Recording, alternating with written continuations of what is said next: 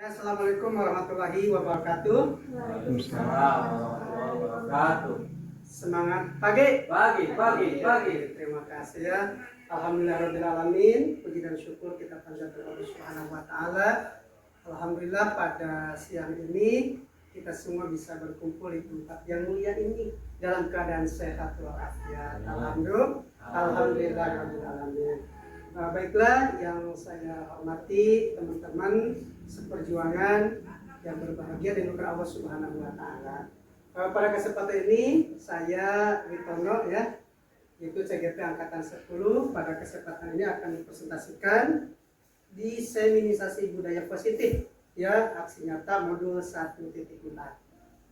Nah, mungkin sebelumnya mari kita membacakan basmalah bersama-sama. Bismillahirrahmanirrahim. Lanjut aja. Nah, pada kesempatan ini karena di modul 1.4 itu ada yang disebut dengan budaya positif ya. Nah, ini budaya positif ini kenapa kita sebagai guru jadi harus bisa membiasakan itu tentang budaya positif. Jadi kadang-kadang kita semua pada pembelajaran kadang-kadang kita menggunakan sifat negatif seperti itu. Ini bagaimana ini budaya positif, ini salah satu tanggung jawab ya seorang guru adalah bagaimana menciptakan lingkungan positif yang terdiri warga sekolah ya, yang saling mendukung, saling belajar, saling bekerja sama sehingga tercipta kebiasaan-kebiasaan baik. Dari kebiasaan yang baik akan tumbuh menjadi karakter baik warga sekolah dan pada akhirnya karakter dari kebiasaan yang baik akan membentuk sebuah budaya positif. Jadi bagaimana kita menciptakan lingkungan yang positif ya Pak Ruyat ya. Jadi kita terus di sekolah itu bisa menciptakan budaya positif. Baik dari dengan teman sejawat, bahkan ya dengan peserta didik itu sendiri. Jadi bagaimana kita menciptakan budaya positif yang lebih baik. Ya jangan sampai apalagi di pembelajaran kurikulum kita jangan sampai budaya-budaya negatif itu terapkan oleh kita semua. Next ya. Oke. Nah ini budaya positif ini yang pertama ada yang disebut dengan disiplin positif dan nilai-nilai kita. Berikutnya adalah kebutuhan dasar ya. Jadi 5 kebutuhan dasar manusia itu yang pertama adalah kebutuhan untuk bertahan hidup atau survival ya. Jadi bagaimana kita untuk bisa bertahan hidup dimanapun kapanpun ya. Kita sebagai guru dimanapun keadaannya kita bisa bertahan hidup. Jangan sampai ya kita banyak galau dan sebagainya seperti itu ya. Lihat ya. Jadi kita harus bagaimana kita bisa hidup gitu kan. Apalagi misalkan temannya misalkan sejauh kurang ini kita harus bagaimana. Kemudian cinta dan kasih sayang, love and belonging. Jadi rasa memiliki gitu kan. Rasa memiliki terus ada dalam diri kita. Kemudian kebebasan, freedom ya. Jadi itu harus bebas. Jangan ngelumut sih pasti udah nama tak gitu ya. Kita ngelumut itu harus bebas, freedom ya. Seorang guru bahasa Inggrisnya gitu ya. Kalau lihat kan guru bahasa Inggris gitu kan, luar biasa. Kemudian kesenangan, fun ya. Gitu. Kemudian kekuasaan adalah forward, kekuatan gitu. Nah, kemudian di sini ada 5 posisi kontrol guru. Yang pertama adalah penghukum. Biasanya guru itu ada sebagai penghukum, kemudian pembuat rasa bersalah, yang ketiga adalah pemantau, dan yang terakhir adalah sebagai manajer. Ya, kita mungkin sebagai penghukum, kadang-kadang sebagai penghukum, ya pembuat merasa bersalah, ada sebagai teman kan gitu ya. Dan yang paling bagus itu adalah sebagai manajer seperti itu.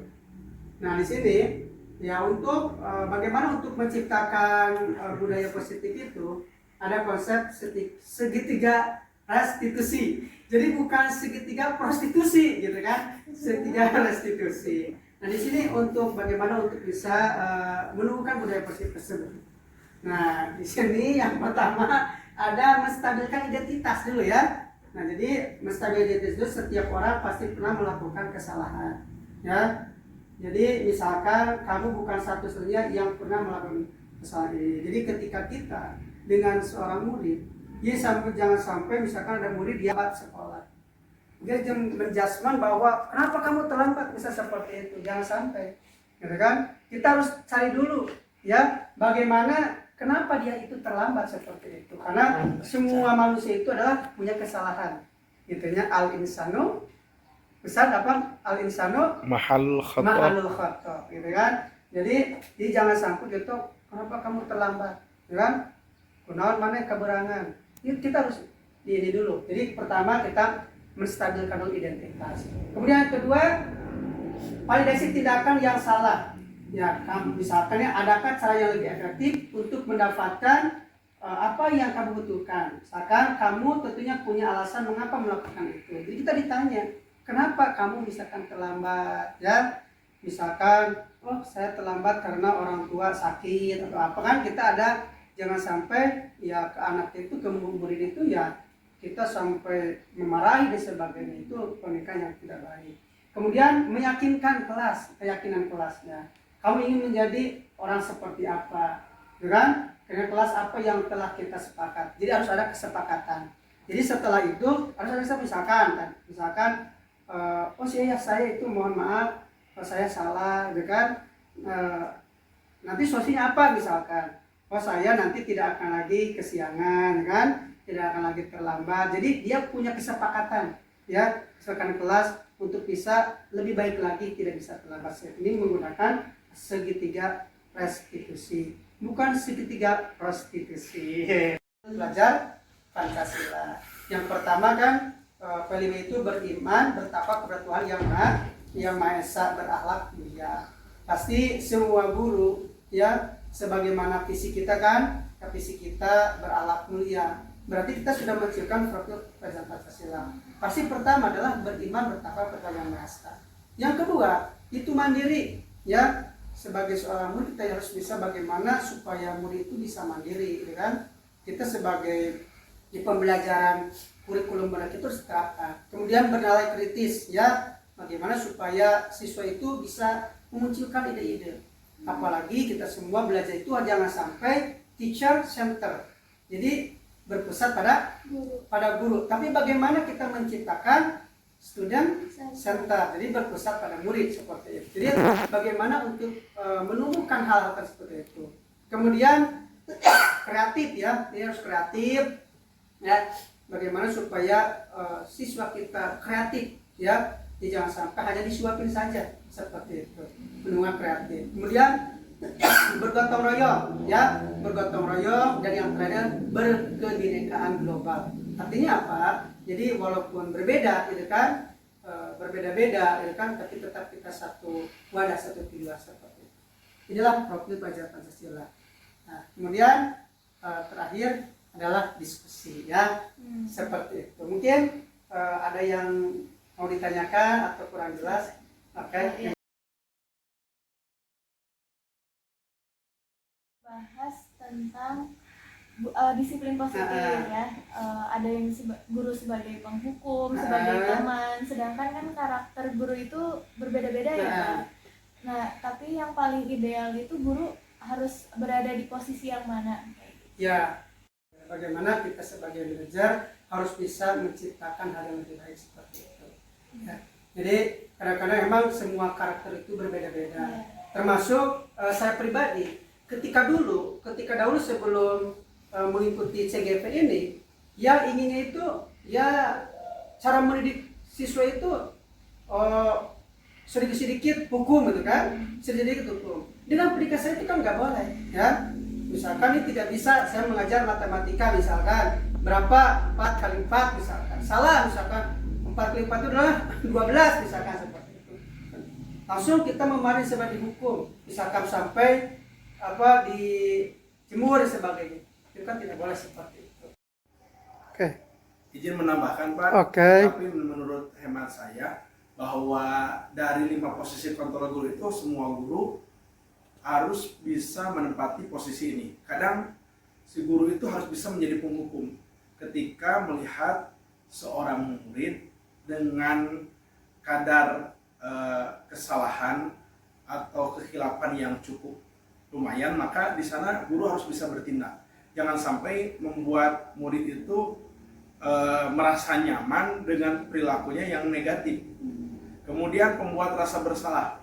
Pembuat rasa bersalah dalam artian adalah dari proses pendidikan di mana si guru itu ketika ada anak yang menyimpang dari perilaku positif atau berperilaku negatif, maka si guru harus bisa mengingatkannya dengan menjadikan si murid itu harus punya rasa bersalah. Karena si anak itu kadang ketika berbuat kesalahan itu tanpa ada stimulus untuk membuat rasa bersalah, dia enjoy saja walaupun dimarahi dan lain sebagainya. Kemudian menjadikan teman. Tatkala si peserta didik, si anak itu membutuhkan teman, butuh teman curhat dan lain sebagainya. Karena ada kalanya kita harus menjadi teman. Dan panggilan pun ya bisa sesuaikan, misalkan dengan bro, dengan WhatsApp bro, gitu kan. Itu membuat posisi supaya si anak ketika dekat dengan kita merasa nyaman dan ingin bercerita.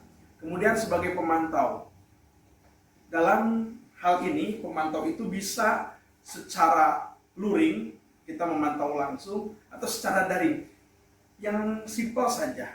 Misalkan kita seperti memantau SW dan lain sebagainya, atau keaktifan di media sosial. Kok kamu buat statusnya seperti ini, kok kamu buat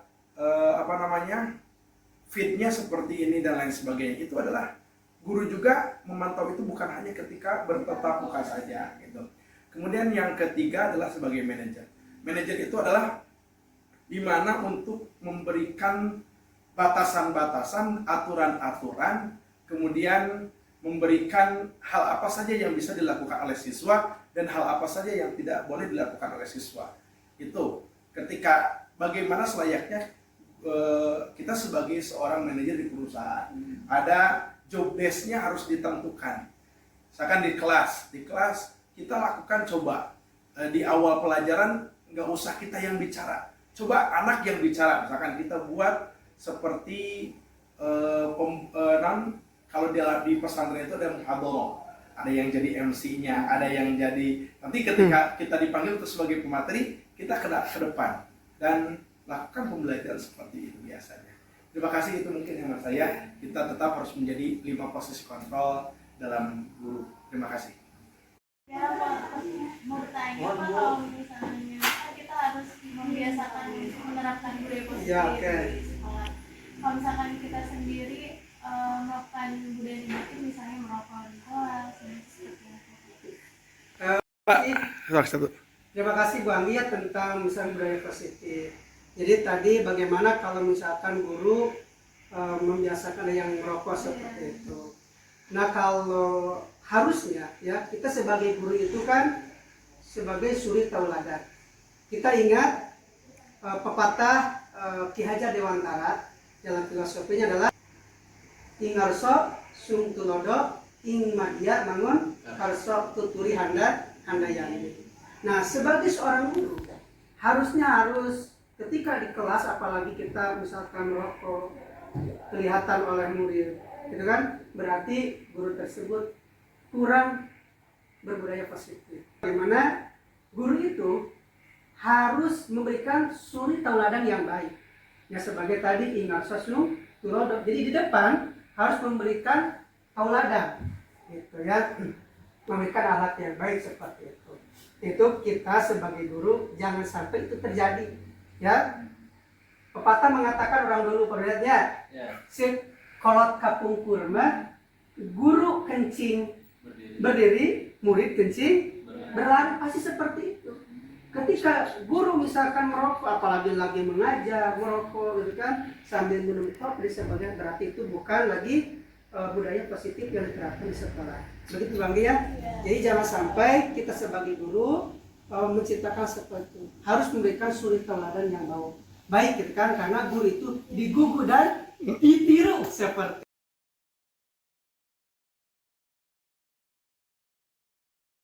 pada kesempatan ini kita semua sudah menyelesaikan tentang diseminasi budaya positif di sekolah kita ini. Mudah-mudahan dengan presentasi ini kita semua menjadi guru yang baik, menjadi guru yang hebat, ya, sesuai dengan Ki Hajar Dewantara. Terima kasih. Kita tutup membacakan alhamdulillah bersama-sama. Alhamdulillahirobbilalamin. Assalamualaikum warahmatullahi wabarakatuh. Waalaikumsalam.